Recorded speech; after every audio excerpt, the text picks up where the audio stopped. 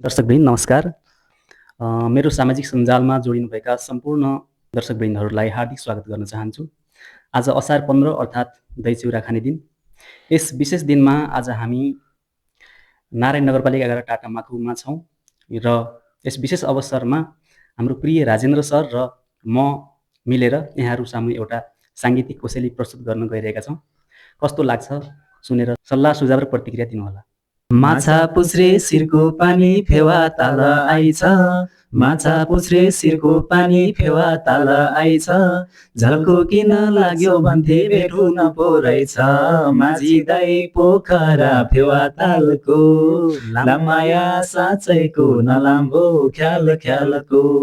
माझी दाइ पोखरा फेवा तालको, लामाया साँच्चैको नलाम्बो ख्याल ख्यालको। लामाया साँच्चैको नलाम्बो ख्याल ख्यालको।